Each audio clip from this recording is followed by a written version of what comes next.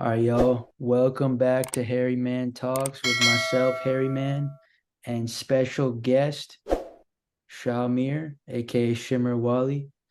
The man is a content creator, YouTuber, Twitch streamer. He's also a musical artist, producer, and from watching his YouTube videos, I'd like to call the guy a filmmaker. Dude, that's an honor. What the heck? Um, Amazing intro. Thank you so much. Thanks for Thank you coming. for having me. Yeah, for sure. Uh, so I came across your content for the first time through these guys named rwnl. Yep. Um, that's a whole story of how I found out about them. That was like when I was in middle school, but Wow. um, just kind of wanted to know, how did you meet those guys? Like, Yeah. So I was in school and I have like these family friends and since I've known through childhood and those family friends, they had like an apartment. We used to like hang out all the time and they had a new roommate. And so they were like, "Hey, come meet our roommate." I meet the roommate, and we just have like a good time. Like talking about like what I like to do, like YouTube and how I used to like make videos and stuff like that. And then the roommate was like, "Hey, you need to meet my brother." And I was like, "Okay, like that's like why, And so a week later, they're like, "Yeah, you got to come now. Like my brother's coming today. Like you got to meet him because you guys are very similar." And I'm like, "Okay." First of all, I didn't even know she had a brother or anything like that. So then I like research, like stalk a little bit, and then I see like his page and his YouTube videos, and I remember that like 5 years ago or something like that, like way earlier, my friend actually showed me Desi and I know it. And I was like, wait, what the heck? Like, dude, this is crazy. And so then I like binge watched all the videos. I've only seen Desi and I know it up until that point. But I was like, oh snap, like there's other creators in the area. Cause growing up, I never knew that many creators. Like I'd have friends and stuff like that. But I was like, oh, this is cool. Like somebody that A makes music, B like also makes YouTube videos and whatnot. And I thought that was really cool. So then once we finally met, I met Frost and things just clicked instantly. Like honestly, creative vibes were great and all that stuff. And then I met all the boys too. And so I think everything just instantly clicked. It all just worked out. Nothing was like manufactured. I think we became like, friends and stuff like that first, but it was like everything was just happening quick. So I mean, you could see, like, I watch your guys' vlogs, not trying to be a fanboy, but I am like, I appreciate that, bro. guys' chemistry, like, it's genuine. And then I was in college when I think you released the first video with them. I think it was the Panda. Yeah, panda, panda. And when I saw it, I was like, yo, there's like Desi's out here like creating and rapping. And I was like, I've never seen this before. And I want to talk to, for us one day, inshallah, because Inshallah. that kind of inspired me to like, yo, if he can do it, I can do it. Like, No way, dude. That's dope. yeah, it's a funny story. I'll just tell you and then I could tell him later. But Yeah, like, yeah. I had for us on Snapchat and because I was just a fan of the content. And my first rap I wrote, recorded myself on Snap and I rapped it. And first of all, it was garbage. It was the cringiest raps ever. And I sent it to like 10 people, and Faraz was one of them. And he responded. At the time, my name was like Brown Boy. It was very cringe. I think we all have that phase. Mad face. But yeah, he responded. He was like, "Yo, like, keep it up, Brown Boy." And I was like, "Yo, like, that was dope." Like, Yeah, yeah. No, I mean, that's awesome. It's like, I sort of, I feel like being a fan is not a bad thing. Like being a fanboy, I think that's like honoring and respecting like somebody. And I like, we're all fans of multiple people. So I think like, when you interact with these people and it's like, they show something back, even if it's like, because when I first met Frost, I'm like, yo, I'm such a huge fan, even though like I just binge watched his videos for like the whole week. But yeah. like I respected what he did and I respected like, yo, that's really cool too. And so the funny thing is I've been doing the same thing. It's just mine got no attention. So like it was crazy. We were just like, yo, we're doing the same thing. His was getting more attention, mine wasn't getting attention. But then when we linked together, we brought like skills that we didn't each other like complement each other. So if you don't mind me asking, I mean, I don't have I don't have to put this in if you don't want, but like, I feel like for us has been MIA, bro. Like he was making, he's on like a spiritual journey, or like, Yeah, I mean, I think you could ask him, you know. But everybody's like kind of doing their own thing right now because I think what people don't also realize, we also didn't realize, is that like, yeah, you get like a lot of attention from social media, but if you don't understand like the business side of things, it's hard to sustain, you know? And I think all of us, as we're older, right? When we're like younger, so like, our parents are kind of like helping us out and stuff like that. And obviously we were working too. It's just now we have like more obligations, like bills and all that stuff, and they pile up as we get older. yeah, I think we just had to get our bills and all that stuff like straight through. So everybody's doing their own main thing. I decided to stick with the content because I wanted to learn the business side of things and content side of things. So Frost is like, I'm sure he's doing like art still. It's just he's not like uploading that, or he wasn't like I don't want to speak for him, but although he's like super huge on social media, I don't think he is like into social media like that. Like he just likes to post his art and stuff like that. that's, Um, but yeah, so like he's not MIA just because of like for a reason or anything. I think he's just doing his thing, and then when the time's right, the time's right, you know. I was gonna go deeper into that, but I'm actually making a vlog about that topic. It's crazy that you just like the creator. I mean that's why you got to definitely talk to him. I mean, I'm sure he can give some like insight to that. But you said like the obligations, like you have jobs, like we all have. Not, I'm assuming you have a 9 to 5. Uh, Me? No, I don't. oh well, so the Yeah, yeah. content, everything. Yeah, yeah. I was like, I'm gonna go like head on this and like learn it. And so then when we do come together, maybe I can like use that business knowledge to like help our group and be more sustainable. So luckily everything's been going well for me, like in terms of content. Like, TikTok's been going crazy, YouTube's been going crazy. So, I've just been doing as much as possible and trying to balance, art and content as well. But I love both sides. So Yeah, I mean, I see the Twitch streams. Like, if you don't mind me asking, like, how do you even monetize this stuff? Like, because I know the YouTube checks are like not that great anymore. Like how? yeah, so Twitch, it actually like middle of or start of the pandemic, pandemic, everything's like closing down and all that stuff. And I was like, yo, we it was hard for us to like get together often, right? And make content. So I was like, I have to make content somehow, right? I can't vlog as much anymore because everything's closing down, nothing's open. So it's like, do we just vlog in our house? Like that's, I don't know. I thought that was kind of like boring after a certain point. So I was like, all right, I play video games, but let me like make content out of it. And TikTok was popping off. So I was like, okay, I can promote my streams using TikTok and making clips from them and post on Instagram, YouTube, whatever. And so with Twitch, that's actually one of the easiest way to monetize because people just gift you and donate like immediately, right?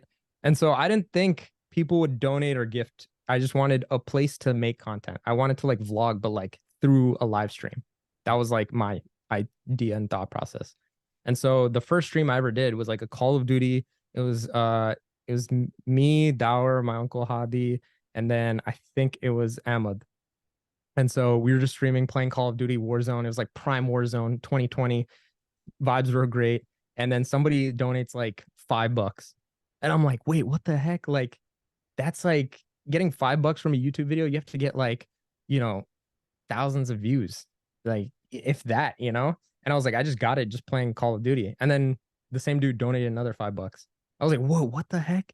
And then other people started donating, and I'm like, dude, this is my first stream. Like I've already made like $20, and it's just like 3 hours of gaming.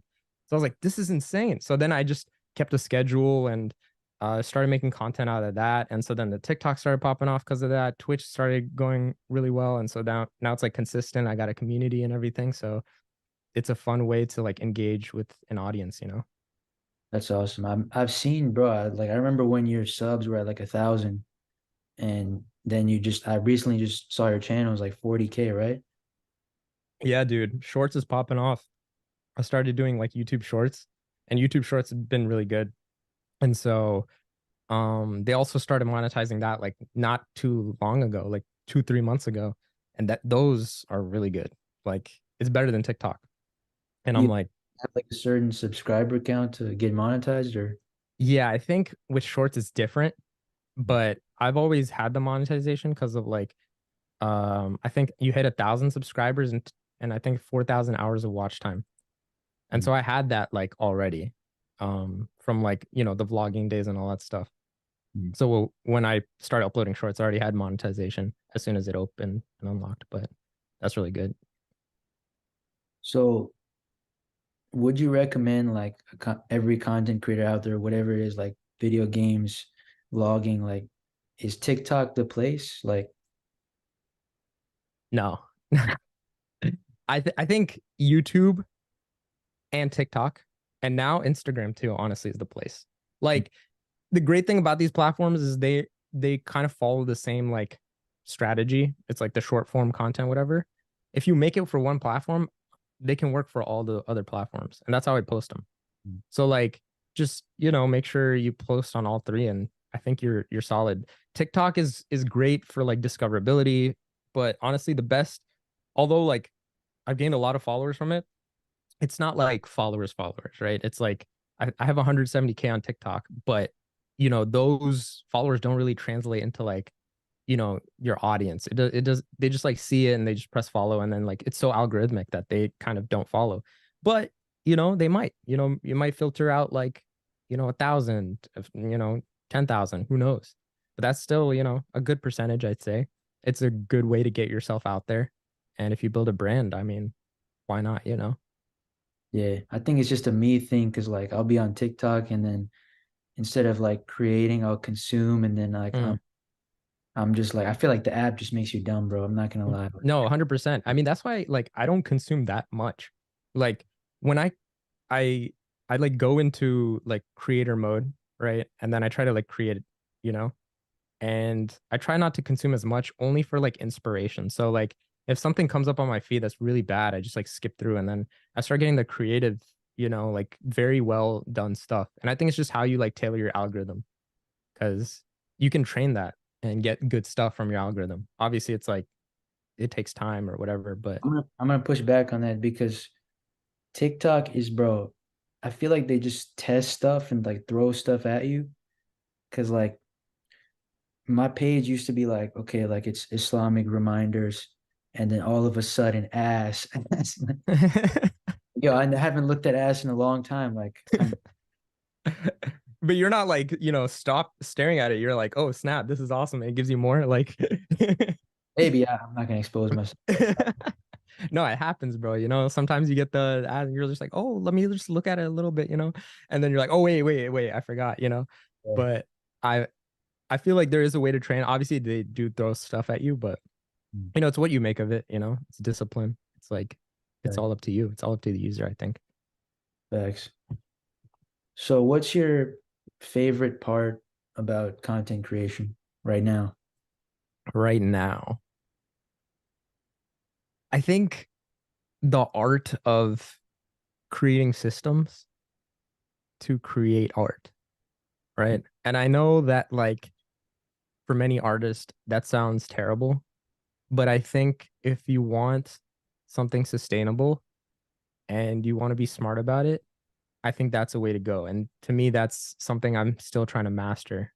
Mm. But for me, it's creating systems in order to create art, right? Because when people create art, it's usually on an emotional basis. Oh, I'm feeling inspired. Let me, create this piece, this drawing, this song, whatever. I'm feeling hella inspired. And I think have those moments still, and it's beautiful. But also have art pieces, could be like a podcast, could be, you know, interviews, whatever. This is still art, but you have scheduled that art. You have made this art piece, a system. You're like, hey, this week I'm gonna interview somebody and have this beautiful conversation. That is an art piece that is systemized. So Mm. for me, I also have a podcast, and I try to do that as well. I have beautiful conversations with people and I try to systemize it. It makes you better. And then I also still have those moments where I'm feeling emotionally inspired and I try to create like an art piece that I can't replicate. So I try to have balance of both, but obviously for a sustainable creative business, you have to have as much output, but good output, but create those systems too. So I think that's my favorite part in is like creating that and working with others obviously with it too. So So like, yeah, collaborating is always fun. yeah, yeah. I mean, that's why I like when you asked, I was like, yeah, of course I'm down. Like, why would I say no to a conversation, you know? If like I'm free, like I'm down, you know? I So appreciate it, bro. Um, I'm just like getting back. Like I've been consistent for a few months now with yeah. content. But yeah, trying to figure out the business side. Okay, how can I gain an audience and then monetize and like it's a whole process, but inshallah. Yeah, yeah. I mean, I've seen that you've always making like different types of content. I know you used to do like music videos, music as well and all that stuff. So it's like it's cool to see like, you know, the paths ways you're going in. So it's all trial and error. No one knows what they're doing. Like, you know, you think like people up here with like, you know, whether it's a musician with a record label or podcasters that are, you know, getting brand deals and stuff like that, no one knows what they're doing. Everyone's just doing what they can. Yeah, and it's kind of just like throwing stuff at the wall to see what sticks. And Yeah. you've probably been doing the same thing, like, and I assume like because I saw one of your videos, like it was the one of the street interviews just blew up. Yeah, yeah. And did that bring you like a big following, or was it? Did you still have like your diehard fans and like? I think yeah, like I got followers, but like, you know, it's not like, oh my God, this was like, dude, we love you now, you know? I think that's what short form content kind of takes away now. It's like people just follow, just be like, oh, I know him, I recognize him. It's Yeah, not like, oh my God, he's amazing. So none of that's life changing anymore, you know? I'm pretty like back in the day, you know, anytime a video went viral or something like that, it's like it changes, you know, things change. People remember. But now there's so many videos that go viral, it's like yeah, it's whatever. And so I kind of been unfazed about like metrics and all that stuff. Like if a video goes viral, it's like cool, I guess more money. But you know, I'm still I still enjoyed the art of interviewing and stuff like that and releasing that. So I look at metrics as like, okay, am I doing something right? Like that's it. It's not like, oh my God, wow, so many fans, so many followers. It's just I'm doing good. It shows companies that want to like sponsor with me that like, oh, he's, you know, he's good at what he's doing and stuff like that. That's all. have you gotten any brand deals or sponsorships yet? Yeah, so I've done it with Fortnite, Turtle Beach, the headphones, and Opera GX, which is a web browser that I use. And I have a few more coming. So yeah, I'm like pretty proud of those. I've done some other ones that I was just like trial and error just to learn how to like sponsorships work. But I think sponsorships are a good way if you have a good avenue to do them, a good way to like increase your revenue like by a lot. That's awesome. Yeah, I see all the basketball YouTubers like they're doing this prize picks gambling stuff. I'm like, yo, I can't do that, bro. I'm Muslim. Like, Yeah. Uh, That's funny. who's your like some of your inspirations in content creation? And I mean, you said you try to create more than consume, but like, who did you really watch like to get Yeah. I mean, don't get me wrong. I consume a lot. I just don't consume on TikTok that much. Mm. I consume YouTube like almost daily. Like, bro, like that's just everything I watch, bro. Like people will be like, "Yo, watch this show," and I'll like watch a show if it's like very, very popular. But I'm really slow watching shows because I'm always watching YouTube. Mm. But um, yeah, recently, let me see. I don't know. I really like what Andrew Schultz is doing. Um, he's just been awesome. Like the way he turned his media, like, you know, comedy, but like he's really like modernized the media side of things, you know, podcasting, clips, all that stuff. He's literally doing what like I'm doing and other people are doing just in the comedy sense. So I find that really inspirational. Um, there's yeah, I don't know. I feel like there's not a lot of YouTubers. Most of them are like people that are, you know, posting podcast clips and all that stuff. But I'd probably say him right now. I just can't think of that many people. Casey Neistat? What? Casey Neistat? Casey Neistat. Oh yeah, yeah. Casey Neistat was huge. He just doesn't upload as much anymore. But anytime he puts out a video, it's like amazing. I did like David Dobrik for a little bit. Um, I thought he inspired like a lot of my vlogs. Casey Neistat inspired a lot of my vlogs. That was more growing up, you know, Just Rain, all those people. That was more growing up, but like right now, I think it's just not too many people. So Yo. Is Just Rain dead, bro? Like, No, I heard he's like working on some TV show or something like that. So, but I don't know. I feel like people want him back, but I feel like he just can't come back organically in this climate, you know? I feel like it wouldn't hit the same. I feel like if he came back with a podcast, maybe, but everyone's doing Maybe. podcasts, so I don't Yeah, know. yeah. And he's done a podcast. It's like, and it was good, but it's yeah, maybe if he did a podcast, I think that would be good, but I don't know. Let's see. We already talked about that. Yeah, I had a question about, I guess we could get back into it, like creativity. What I mean, you talked about like the business side of things. Obviously, you want to maintain something, this is your livelihood. But like when you're creating content, are you thinking about how is this going to hit the algorithm, or like I'm making a piece of art? It's a mix of both. Like, so when I do these street interviews, right? I had literally had somebody come to me like 2 days ago. He's like, "Yo, I see your street interviews, bro. Like they're so good." He was like, "But you should like ask random people like what's their body count or something like that." And I'm like that. I think that's funny, but I just don't think that like that's for me, right? So when I do these interviews, I usually go to conventions, and usually they're conventions for comic books. Like, people are like wearing these costumes. And to me, I find that very interesting. I'm like, oh, you're so passionate about this art piece that I want to ask you about it. And so I know back in my head that this is going to hit the algorithm because comic book fans and video game fans and anime fans, they're like, one of the most diehard fan bases. And so I know that it's going to hit the algorithm, but I'm super passionate about interviewing these people and figuring out why they dress up as these or why they love these characters. And I'll throw some comedy twists like of questions that they can answer in like a funny way. So I try to blend it like that where I know it's going to hit the algorithm, but for me it's also fun and it's a type of art in that way. But when I going back to when I create systems, like that's just one piece of content I have. And then the next week I'll make a song that like with a music video, but like not many people will see, but that's just what I wanted to do. So I have like both, and that's how I balance it.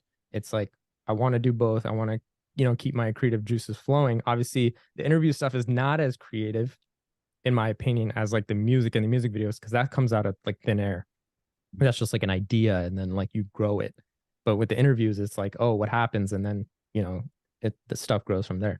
So I hope that answers your question. That's like the reason I brought the person that came to me with the body count question. It was like I still refrain from hitting algorithms, right? It's not like there's so many million ways to hit the algorithm. I just choose the ones that I like and I enjoy and I make art of. Like it's these mic'd up pranksters that like they just mess around with people. Yeah, yeah.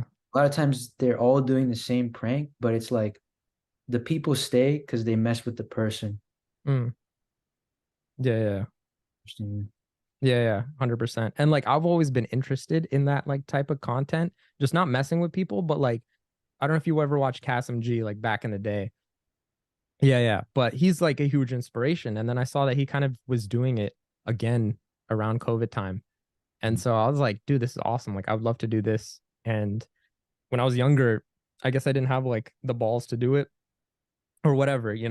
But like once things started opening up, I was like, okay, I want to like do it. Like, I want to like talk to more people, get to know more people, and just be funny and stuff. So I started doing it. And came like pretty natural. Are you introverted? Like, I wouldn't say I'm like fully introverted. I think I'm just like quiet.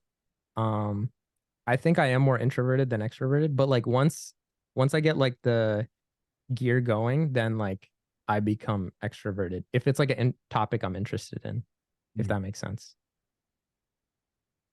bro, for us, got to chill with the roast. Why? I used to watch your guys' podcast, Strange Flavors, Yeah. and would just go in, and I'm like, yeah, I feel like Shimmer, because like when in my old college friend group, I would get like roasted like crazy. Yeah, yeah. And I was like, bro, I feel for Shimmer because I people like for us. Like, you're not saying he's a bad guy. I'm just saying like he's a Yeah, real. yeah. No, no. It's that was like my role. It's like, I always like, you know, that was my rule. It was like everybody, made fun of me. So it was like, it was like that was me. That was like what it was. So At least you didn't take it personal. Like, no, no, no. I don't think it was ever personal. I'm yeah, sure like some jabs hit personally, but I know like from their, heart, it's not never personal. And like I portray myself as like a goofy person anyways. So like everybody like always, makes fun and like it's just easy and it's like, all right, yeah, like I'm down to be that guy. yeah, that's dope. I think people in like with the street interviews, I think that's kind of like art in itself because I think you do this and a lot of other people do this where they bring people on their podcast that don't create content. They're just normal people, like have jobs, have businesses, and people's stories are so interesting. Like I know you brought on your uncle. I don't think he creates content, right? No, no. But like just hearing him, like his perspective as like a older Desi guy, and then you brought on this Shake as well. I think he was your friend, Yeah, yeah. and just hearing like different sides, I was like, oh, this kind of inspires me. Okay, I might get a Shake. I might get like one of my homies or somebody Yeah, from yeah. like, Yeah, no, that's dope. I mean, I also like learned that from our other podcast, Strange Flavors. Like we kind of did that same thing. I think the way I'm just doing it differently with my podcast is that like these are just all my homies. Like I'm just interviewing my homies. That's it. It's like um I'm not really going out to interview like for the podcast at least people that like I don't really know. Like this is just like a personal podcast for me. It's just like, shooting around and talking and that's it. But Strange Flavors, that was another podcast where we like literally just strangers like that, that's why it's called that podcast, but strangers and we just got to know their life story. And I just do that but with my friends and just show the audience what they're capable of. it's awesome. Do you follow this YouTuber by the name Lofe? Yeah, Lofe. Yeah, yeah. Why'd you bring him up? I don't know. We were talking about street interviews. Like he does like pranks and stuff, but not Yeah. really. He just goes out in public, mic'd up, and he's just himself. Yeah, yeah. People get pissed about the camera, and like his reactions are always like so funny. Yeah, yeah. No, I love Loaf. I started watching him like a year ago or something. But um I remember he dropped his like million subscriber video and I was like, dude, this is beautiful. Like, He was crying. Yeah, yeah, yeah. I was like, dude, this is awesome. Cause like nobody posts like that, you know? yeah. And I feel like a lot of guys, like especially me, like relate to Loaf because like I'm an introvert. Like every guy's been like down in the dumps, like felt depressed, and then like something he created something from like his downtime, and it like made it all the way. Yeah. He was consistent too, so it's like 100%. And like he just went all in. Like he was like, I need to make this happen. I need to do it. So that's what I really admire, you know? A lot of people are not they're afraid, but like it's not even that they're afraid, they just don't have the circumstances or whatever. And I totally get that. But some people I feel like they have the circumstances, but they don't know. And so then they don't even like go for it, you know? do you ever, I think you talked about this, but do you ever take like social media breaks, like dopamine detox? Like, Yeah, I kind of do like all the time. It's just like I'm not like Saturday, no social media, you know? It's like I'm not feeling like going on it. I'm not gonna go on it. There'll be like times where I post like 3 times a day for like 4 days, and then I don't post for like 4, 5, 6 days, probably a week. I think I haven't posted on like short form content in like a week or 2 weeks or something like that. And for me, that's a long time. yeah. But I'm just like, I just take breaks all the time. I think it's healthy to have a relationship with yourself and listen to yourself. A lot of people don't do that, and don't be so hard on yourself. Relax. Like I think, yeah, push yourself. But you can push yourself in other ways. So if you're lacking in, posting your social media content or whatever, strengthen your relationships with God, family, friends. If those are already strengthened, strengthen it in physical. Do everything to just keep your body good, your mind good, sleep well, like eat well. I think, it's important to do that, especially with these social media times. But I do think it's important to keep like a consistency routine and stuff like that. That's dope. I was also gonna ask like advice for content creators. That kind of goes into it, but do you have anything else like advice for up and coming content creators? Yeah, like um I think for me, I would I would have like some sort of long form content, whatever it may be, right? And it could be music video, could be a podcast, could just be a standard YouTube video, and always just like find ways to clip them because those clips are your marketing. It's your marketing. Post those on platforms and try to learn like, how to increase retention a little bit. And just reiterate, like, okay, is the hook boring? Is this boring? Like just learn and learn and learn. And that's just like a posting thing. But also, I'm gonna reiterate like what I said before, just keep your mind healthy. And like and also yeah, stay consistent. Like when I was first posting Twitch clips, I think I was just like, all right, every day I'm just gonna post one clip.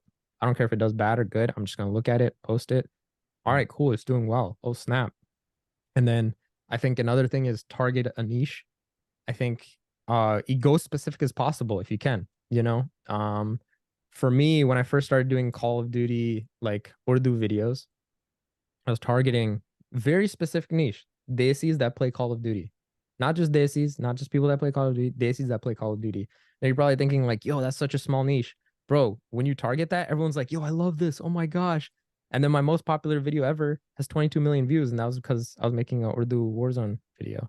So People from Pakistan, India, like message you like, yeah, they're like, yo, can I play with you, bro? I speak Urdu. I'm like, that's not the criteria. Like, that's not like I need to know you, or like I need to know that you're like funny or something. I don't want to just bring on a random dude that speaks Urdu. But yeah, I mean, yeah, I think target a niche. And the thing is you can target multiple niches, but I think it's better if you have like a brand around something and then you're known for that something. I'm just not like that. So yeah, I'm just, I kind of do multiple things, and that may hurt me or may not, I don't know, but I feel like that's just who I am. Just like, I don't want to say multifaceted because everyone's multifaceted. It's just people brand or market themselves like, oh, he's the chef, or he's the this, he's the this. I don't know, I try to say like the content creator, whatever. you're just Shimmer. Yeah, Shimmer. And that's it. I think it's harder that way. I don't recommend people going that route first. Yeah, that's kind of the dilemma I'm in because like I love doing so much stuff. So like it's like I just want to be hairy man. Like Yeah, yeah. but it's like I can go the basketball route. I can go like the podcast route, but it's like I love all these things. I love vlogging. I love filmmaking, storytelling. Like, Yeah. I think like the best way, if I were to tell somebody like that's starting from scratch or whatever, just like pick that one thing. Like Gordon Ramsay, right? He's known for being a chef, but he could show up anywhere and I'd still watch him, right? Like he's just entertaining in general. Um, and so he could, start a podcast and not even be about cooking, just like his life and stuff. But he blew up because of cooking and all that stuff and his personality. So I think he chose an avenue, blew up with it, and then like he can do whatever. And I'm sure he was like doing random stuff on the side as well. But what do your like parents think about all this? Because I know it's like they see like so I don't even tell my parents like they know I make content, but I just like don't feel like bringing it up. Like, what do your parents think? yeah, so my parents, they're just like, they give me the space and time. They're like, okay, he's like doing something. I'm not like in the specific, oh yeah, I have a stream today. I'm, filming this and that. And that's just like a me thing. Like I'm sure they would like love to hear about that. It's just, you know, I I just want to like make something big out of this. And so I don't want to tell them everything until that happens. You know what I mean?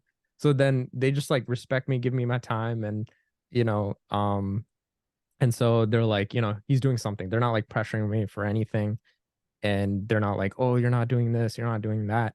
They, give me that space and time. So then, I'm just like, all right, like, you know, now I got to grind because they gave me that space and time, and that's all I can ask for.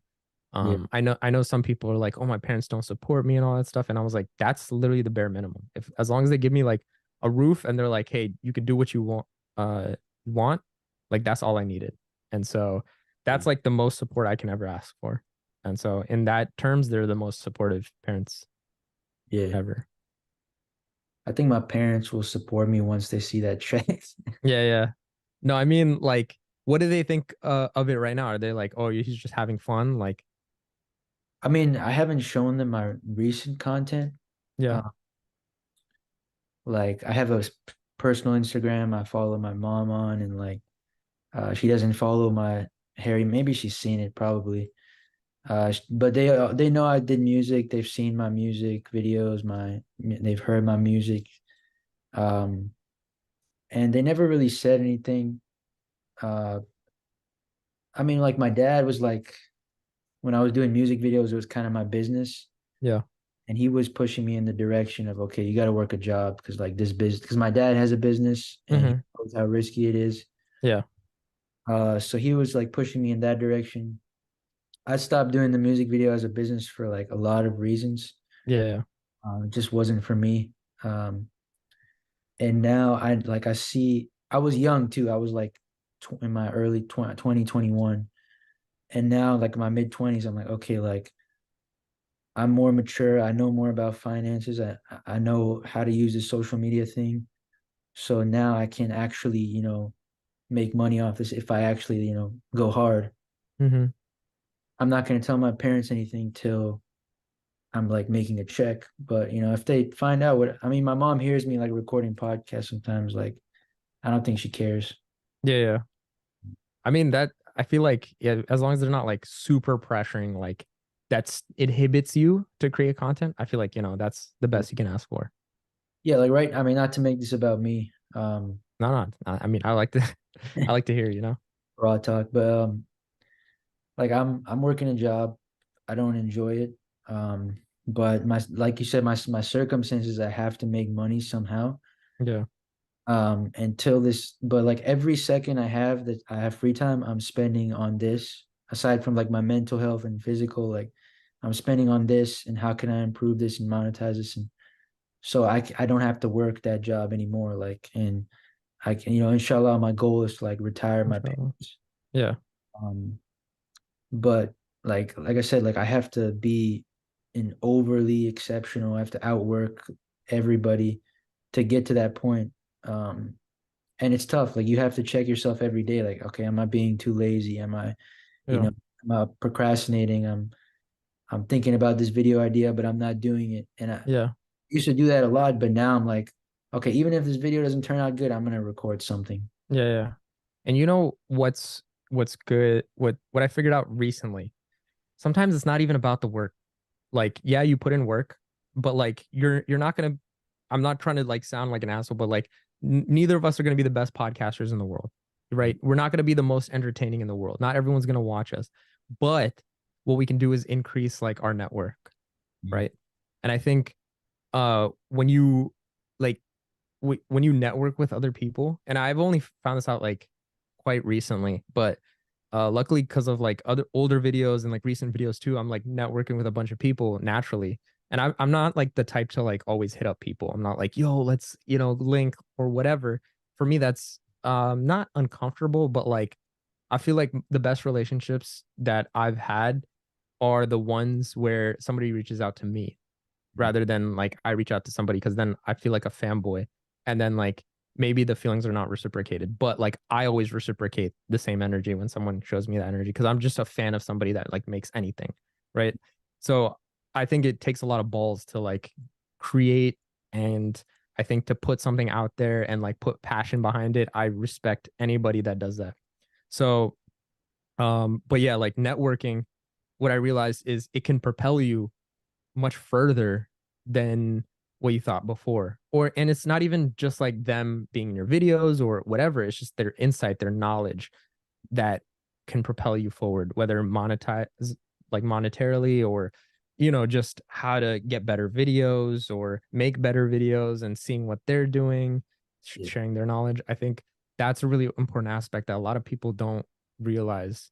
yeah, And especially in this game, it's lonely, bro. Like making content, it can be lonely. Even if you're doing with friends too, it's like your bubble, your friends. It's just sometimes that's all you know.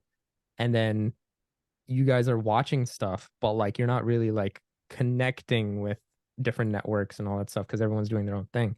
But once you really connect with people and network and try to like, go into these different rooms and different types of people, then you learn so much. And then people will vouch for you to somebody else. They'll be like, oh, this guy's good, like at this, you can link with him.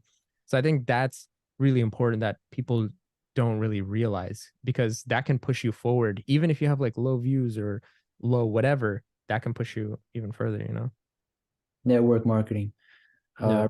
I read a book on that when I almost got caught in a pyramid scheme, but it was, Dude, why didn't you join the pyramid scheme, bro? bro, I've been in so many, like when I was trying to find a job, like I would just end up in Zoom meetings. And I'm not that dumb, so like by the end of it, I would figure out. But I've met people that like really get caught in it, and I'm like, Yeah. Dude, it's crazy. I mean, like I feel like there was one time me and Frost actually we saw that Damon John was coming like to do a Shark Tank speech. He was like, Damon John from Shark Tank's doing like a speech. We're like, all right, let's go. Like it's free. Like we're down to go. We go there. Damon John's not even there. It's his team. And his team's like, yo, who wants to have a successful business? There's like a bunch of people raising their hands. We didn't raise our hands because, it's just like this corny like business thing that they're doing.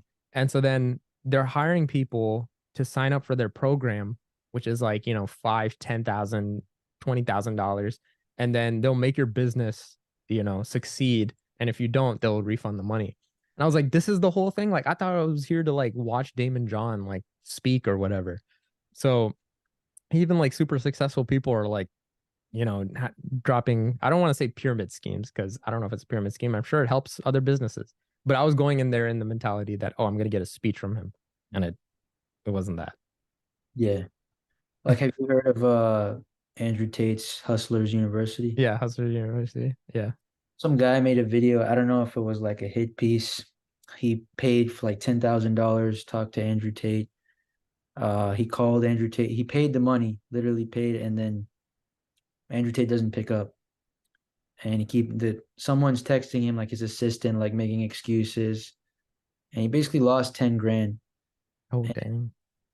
what a lot of guys say though, like that are in Hustlers University, that like, oh, it's really just about the network. Like, you meet like-minded people, which I get, like, but I mean, if you have 10 grand to spend, like, go ahead. But like most people don't have that. So it's like you can create that network without spending any money. Like, Yeah, yeah. And I think also it's like get intelligently into a network because that network, right?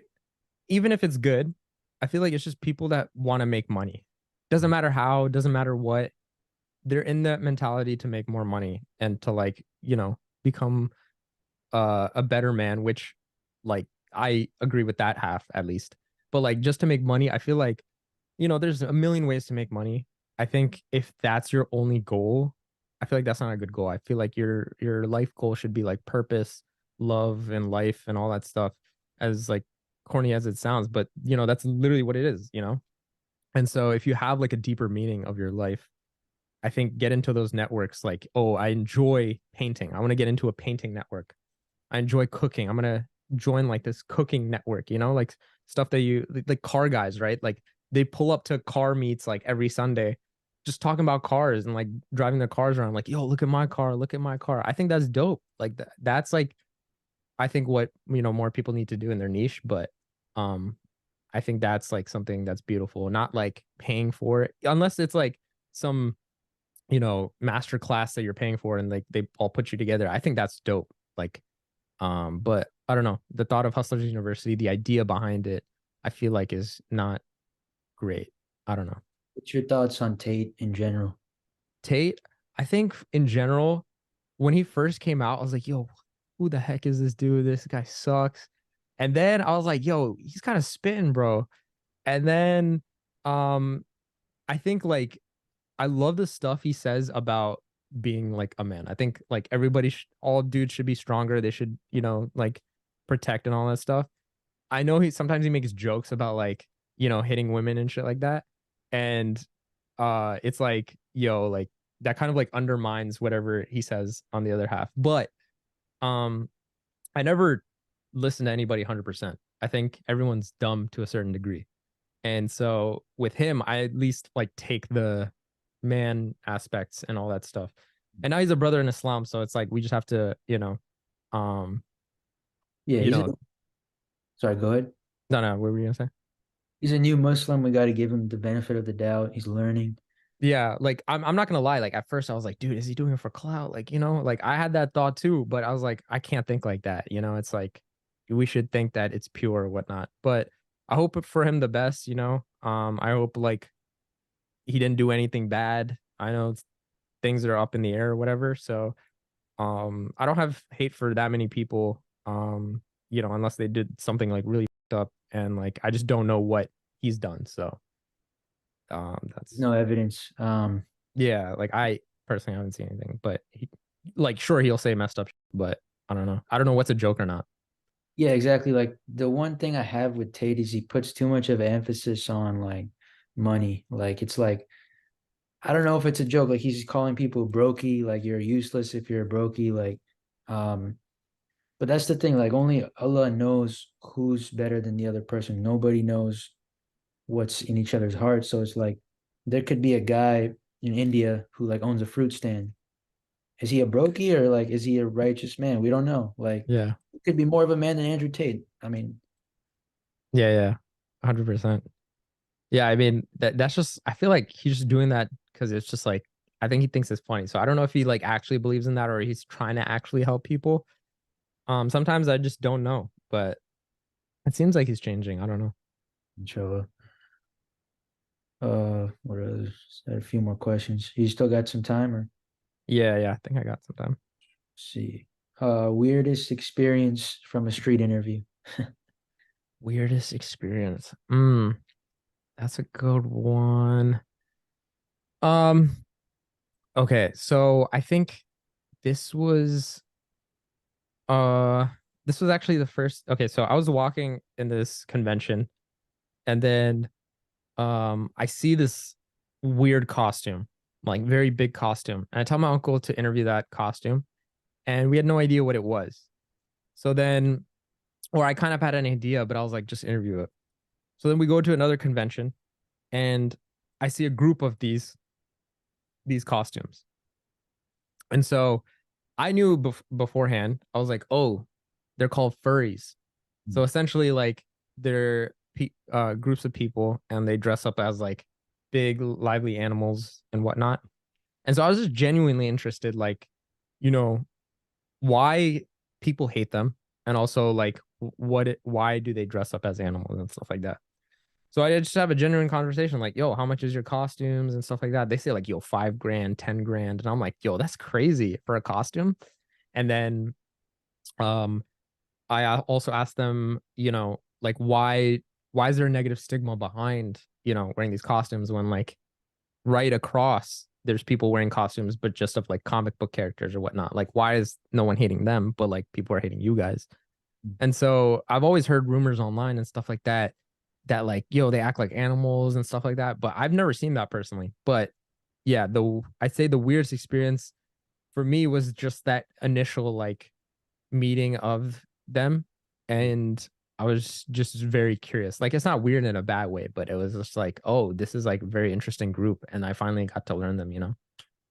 Like, are they like those people that is there some of them like, oh, I identify as a cat? Maybe, but the ones I've interviewed, they hadn't been identified as cats. So I think a few do, but the ones I've met haven't. Yeah. Yeah, I think it's like furries. I read online, it's like fetishized or, but is it like, are they like a sexual thing or is it just like people having fun? Like, Yeah. So I asked the same thing. I was like, yo, is it like, are you guys sexual? Like, I literally asked that. I was like, is it a sexual thing? And they were like, no, like, they were like a small percentage, maybe like, 5% or whatever. I don't know if that's true, but um, they said those are like the ones that fetishize it. And then that's what explodes online, right? But apparently most of them, like I've never talked to a furry yet. I've interviewed probably like 10 now, and none of them were like sexualized it. So did you see like a hole in the crotch? I was looking for it. I was like, yo, I didn't see anything. Um, so you're Pakistani. Yeah. You grew up in Maryland, right? Yep. Which part? In the Montgomery County area. Do you know where Ellicott City is? Yeah, yeah. Yeah, my family, my aunt lives there. Oh, nice. That's awesome. Yeah, bro. Inshallah, when I come up, we can get a vlog in or something or pod. Inshallah. Yeah, let me know. I'm always down for content. So Um, but you ever been to Pakistan? Like, yeah, last time I went was 2018, and then before that was like 2003. hmm. Oh, this has So been, yeah, it's been a while. So 2018 is the last time, and then before that was 2003. bro. You should go back, vlog it. Like, I really enjoyed your vlogs. Like, I appreciate it. Yeah, I want to go. I think it's better to go with friends and stuff like that. I think it's just figuring out the right time. yeah, Um, because usually every time I went was like with family, and I feel like it's not as fun, but going with friends, I feel like that'd be hype. oh yeah. When's the last time you went? Bro. So I used to go every summer, like growing up as a kid. But once college started, like I didn't really go. But I went in 2018 last time, um, during Ramadan. Oh, nice. But I've only been to Lahore, really. Oh, okay. You never left Lahore. Lahore. Wow. Because before 2003 and like before, I used to go to Karachi. And so 2018, made it a point that I didn't want to only stay in Karachi. But once I left Karachi, after like, in 2018, I explored Lahore, Islamabad, and Murray. And I was like, yo, this is like all different Pakistans. Like, what the heck? Like, no one's experiencing the same Pakistan. Yeah. I'm like, dude, this is crazy. Cause like Karachi is like a mega city, but it's like hella polluted. Lahore is like in the middle between like Islamabad and Karachi. Islamabad is just like a giant suburb. And then Murray is like, like beautiful mountains and stuff like that. Into Murray. Um, you've been to Murray?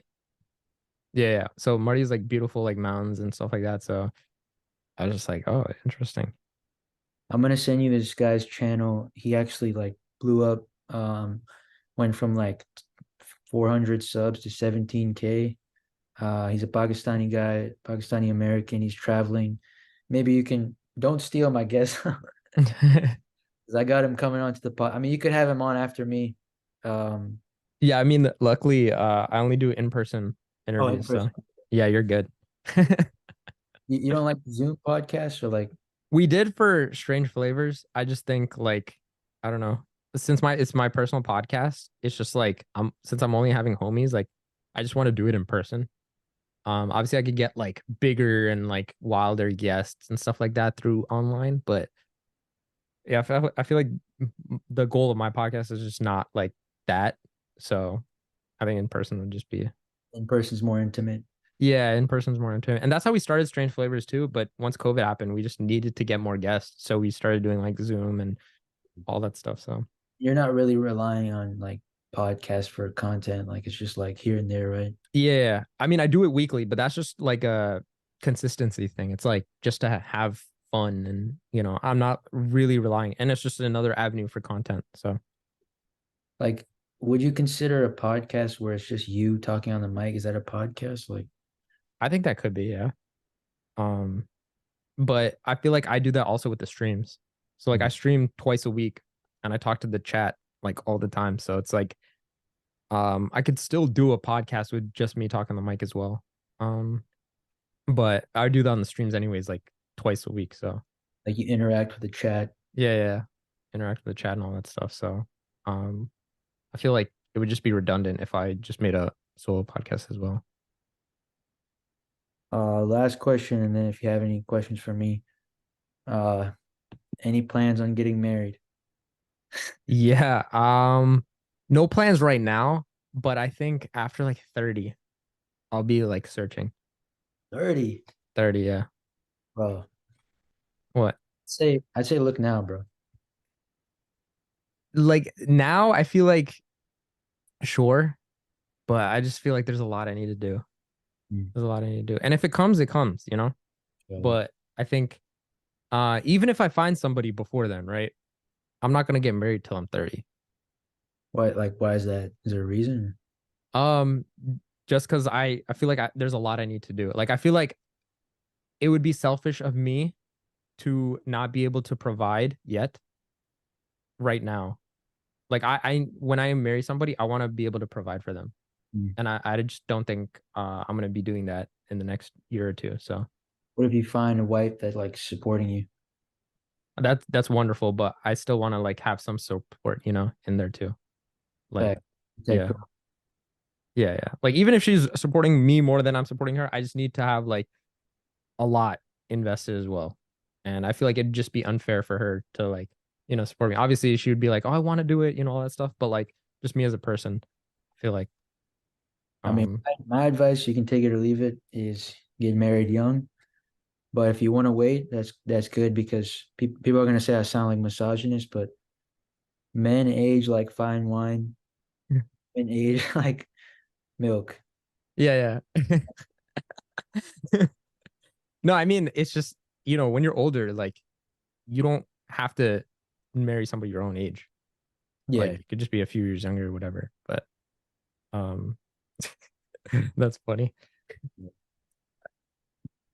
Uh, any last remarks or questions? Yeah. Any plans for you to get married? Bro, I'm looking, but like at the same time, it's like whenever it happens, it happens. Like Yeah. Like, what do you mean you're looking? Like, are you trying hard? Like, are you like on Minder and stuff like that? I am on like Salams. This used to be called Minder. Yeah. Shout out if you can find me on there, ladies. But my location is set to everywhere. Um, but no, I mean, I don't, bro, the apps don't work because there's so many options. Like girls have like so many options there. Talk to for a few days, weeks, a month, and then they just forget about you. And guys do the same thing with girls. And there's really no commitment because like there's no family involvement. Um, so I'm going off like if I meet someone through a friend or my mom brings me someone that she knows through her another friend or and then I meet them, see if it works, but I was in a rush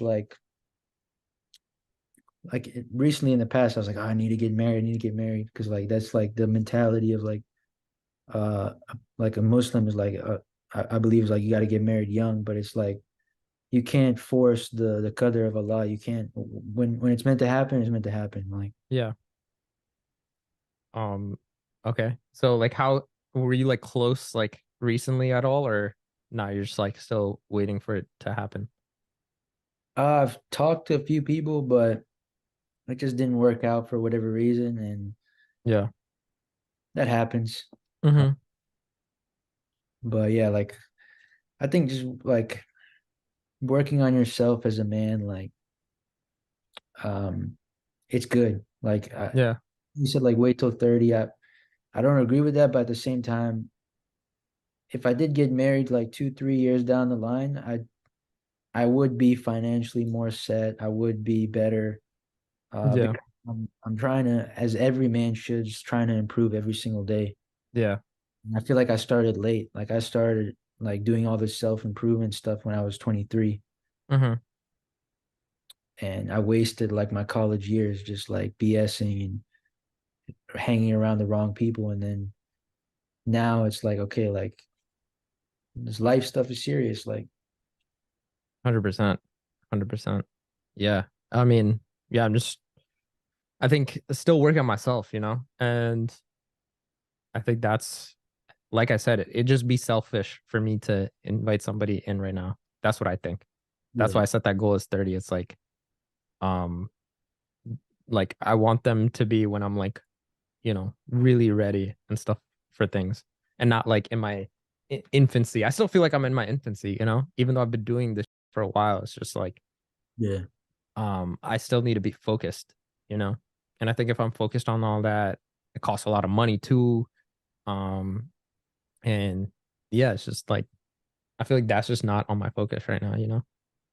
facts. The Desi Yeah. shows with like 5 events. Yeah. Like it's a lot. It's a lot. And then you have to, keep your wife happy, obviously. And that's like Mm. a good thing. And not saying that's like monetarily wise, but you know, you're gonna have to like eventually either she moves in or do work for the house or whatever, you know? So it's just like a whole separate category to think about. Yeah. But there's beauty in it. I'm not gonna lie. But I think that, you see people getting married a lot of the times when they're like have something, consistent and good going on, and like that can't be disrupted that easily. Mm. I don't know. I feel like it's the culture, like especially Desi culture, even like some other Muslim countries, like they're like, oh, the guy has to make this much money and like so much emphasis on money when I really think people should be getting married young and then the parents should help out. Like, okay, we'll get Mm, an apartment and you are yeah. gonna live with us for a little bit. But then that's like if that's up to the girl. Yeah, yeah. No, that's a beautiful way of having it too, because like my parents, they had me when they were young. Like I want to have us. For me, it's about the kids. Honestly, I don't care about like how old am I. I just want to have like a shorter age gap between me and my kids. That's it. Yeah. Like I wish I had kids at 20, but um, just so like me and my kids have like a close age gap and we get to live life longer. But that's the only thing. Do your as you get older, like did your like respect for your parents like increase? Like Um, I mean, I always like, even as a kid, I knew I had like so much respect. Obviously, there's like teen years, you're like, oh my gosh, I hate you, like oh. stuff like that. Mom, shut up, mom. But I've always had respect for them. But I don't know, I feel like I'm in an age now where it's weird. It's like we see each other as like equals in a little bit, you know? It's like you become like homies with like it's just like, oh, what's up? Like, you're doing your thing, I'm doing my thing. Like they don't have to worry about me and stuff. So I feel like that's a very good like it's a weird change in the relationship, but I love it, It's like they took care of me, and now like there's aspects of like, all right, I need to make sure they're good, or like, you know, I need to make sure they're like happy as well, and just make their lives easier as well because they've just been taking care of us for so long. Yeah. It's funny. I was in New York on our trip with my parents, and we're in the car with my uncle. And like usually when I was young, like or even when I was a teenager, like my parents were talking Urdu or Punjabi, and they're like cracking a joke with my uncle, and I'm like not even listening, even though I can understand Urdu and Punjabi. Yeah. Like that's just cringe. Just like this joke is like, but like I was actually like listening to what they were saying, and bro, we all started dying laughing in the car. I was like, this is a good moment. Like, Yeah, yeah. I think that's the beauty of aging. It's like you become you become closer to everybody.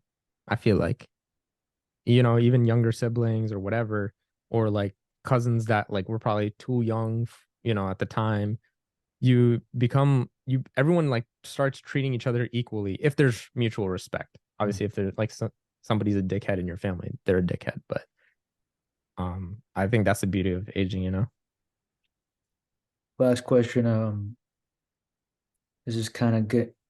Bringing it on to my next podcast. I'm bringing trying to bring on uh an imam, local imam.